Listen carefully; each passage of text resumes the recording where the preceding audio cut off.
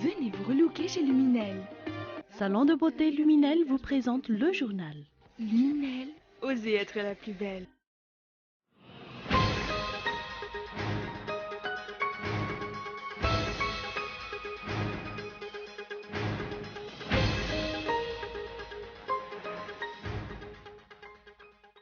La vindicte populaire continue. Le chef de poste de Namourn, dans le district de Malanzar, avait été lynché par une foule en colère et a rendu l'âme ce matin après avoir relâché des bandits notoires que le Fouknoul avait appréhendés la veille et remis aux autorités. Découverte macabre à Ankatch 2, les corps sans vie de deux jeunes femmes ont été découverts par les riverains aujourd'hui. À quelques kilomètres de là, le cadavre d'un homme flottait sur la rivière de l'Ikioub.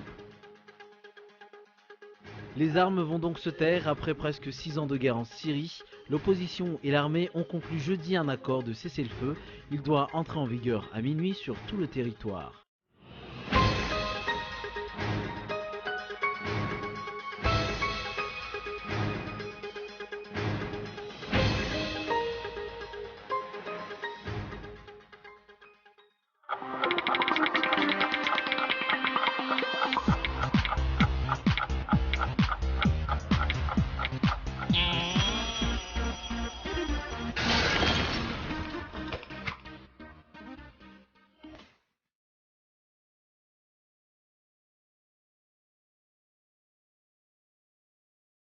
Venez vous relooker chez Luminel.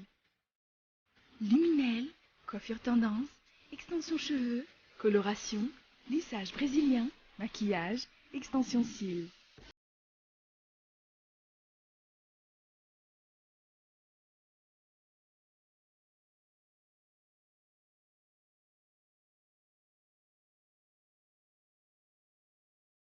Luminel, osez être la plus belle.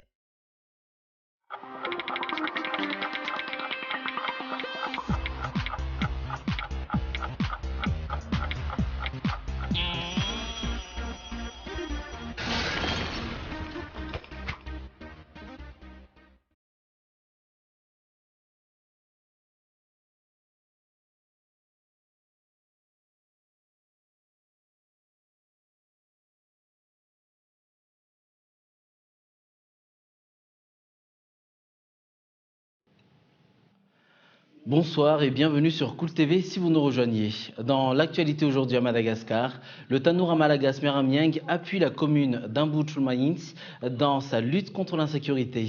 Il a offert 20 sacs de ciment pour permettre la finalisation des travaux de construction du poste avancé de la gendarmerie dans cette localité.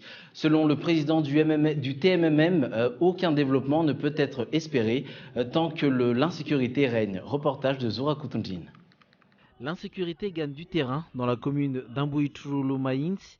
Cela fait plusieurs mois que les habitants ne dorment plus sur leurs deux oreilles, a fait savoir le maire de cette localité. Pour résoudre ce problème, la commune a décidé de construire un bureau de la gendarmerie. La finalisation des travaux est en cours. Les travaux sont en effet achevés à 80%.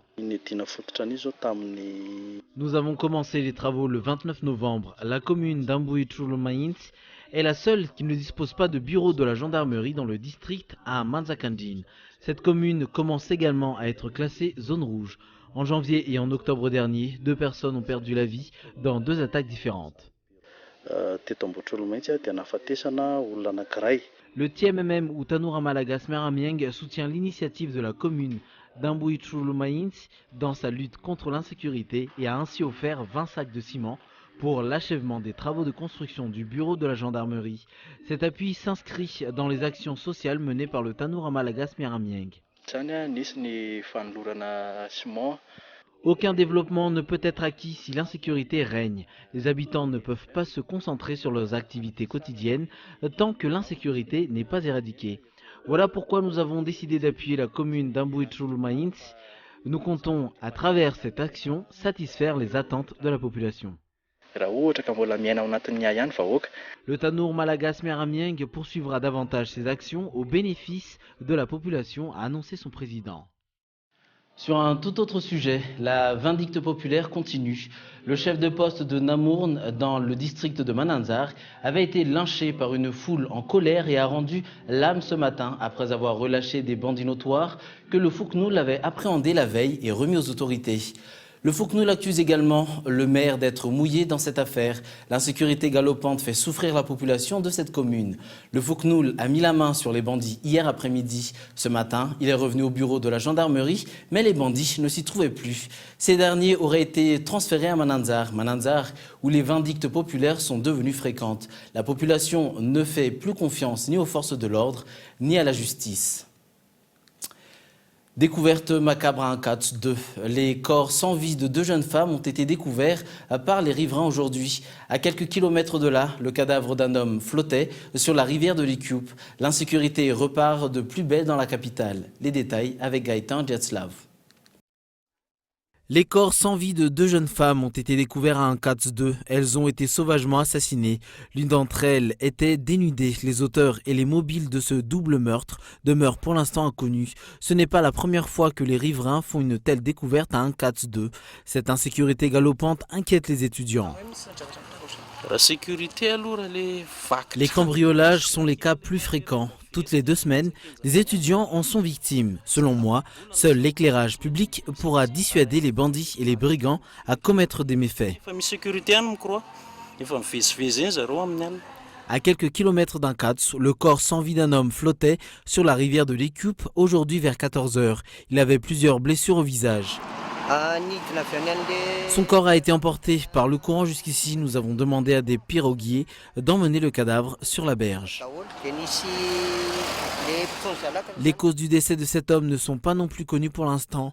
À la veille des fêtes de fin d'année, l'insécurité revient de plus belle dans la capitale.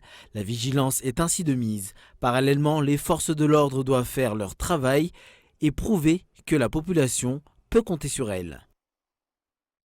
Concernant la sécurité routière, du sable avait été déversé sur tous les ronds-points de la rocade d'Indoutapenac, plus connue sous l'appellation route de la francophonie.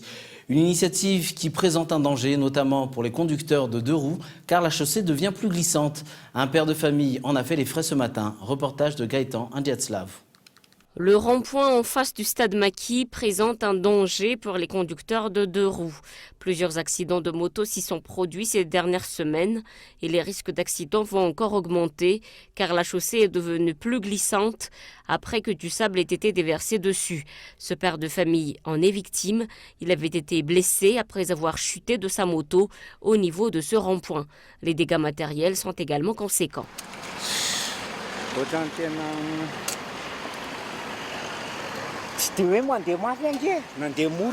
J'ai roulé doucement, mais à cause du sable, ma moto a glissé. Ce sable présente un danger pour nous, conducteurs de 2 roues. La chaussée est déjà glissante, alors pourquoi avoir déversé du sable dessus? Les conducteurs s'interrogent, car déjà ce rond-point n'est pas facile à négocier.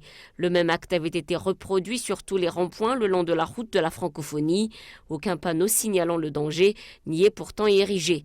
Si des travaux de rectification doivent être menés sur ces ronds-points et sur la route de la francophonie, il est temps que les responsables le fassent, car ils ont déjà annoncé lors de l'inauguration de la rocade d'Indoutapenac que la finalisation des travaux aura lieu après le sommet de la francophonie.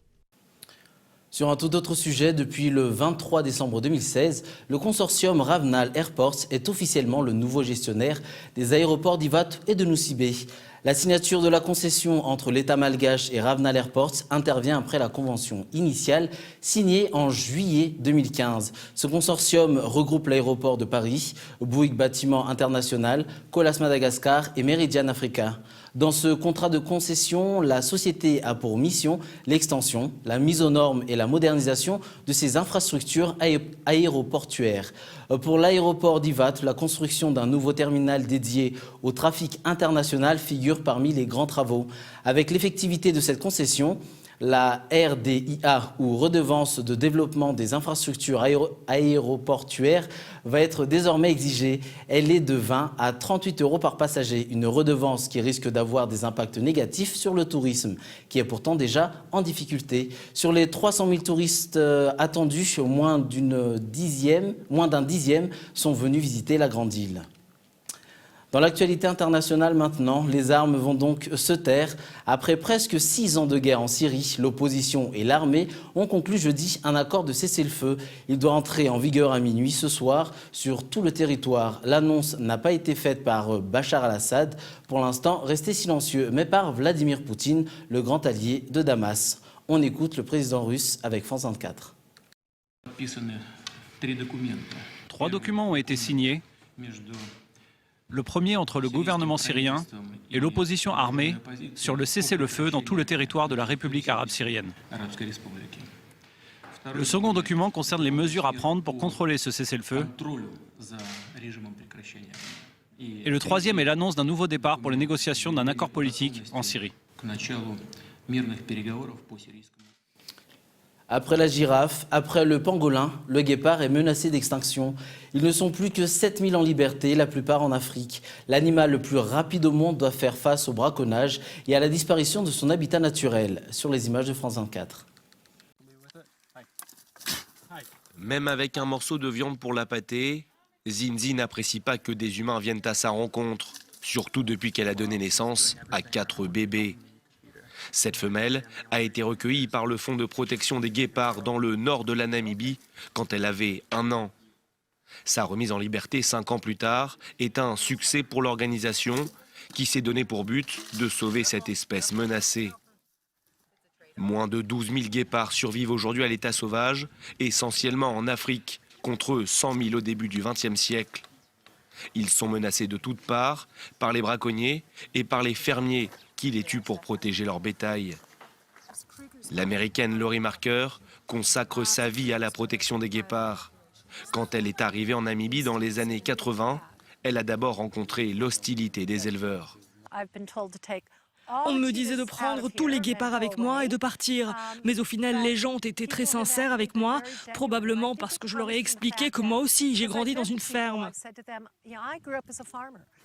Sa méthode, plébiscitée par les fermiers, introduire des bergers d'Anatolie. Ces gros chiens vivent avec le troupeau et découragent les prédateurs par leur simple présence. Quand des guépards très jeunes se retrouvent malgré tout orphelins, le fond les recueille. N'ayant pas appris à chasser avec leur mère et n'ayant pas peur des humains, ils doivent alors vivre au centre avant une éventuelle remise en liberté dans les années à venir. Avant de vous quitter, voici les points forts qui ont marqué cette édition.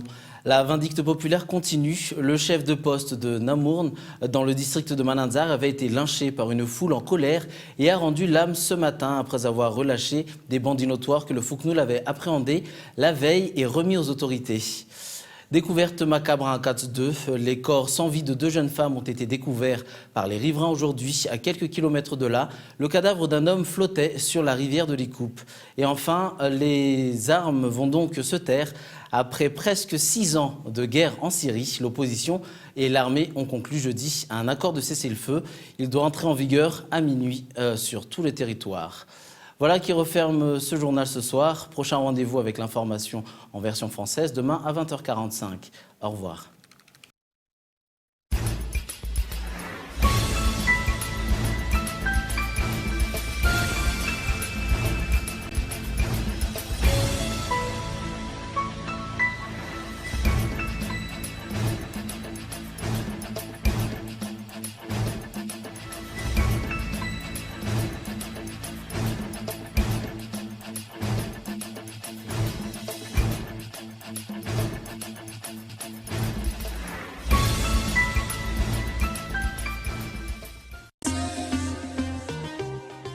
Venez vous relooker chez Luminel. Le journal vous a été présenté par Salon de beauté Luminel. Luminel, osez être la plus belle.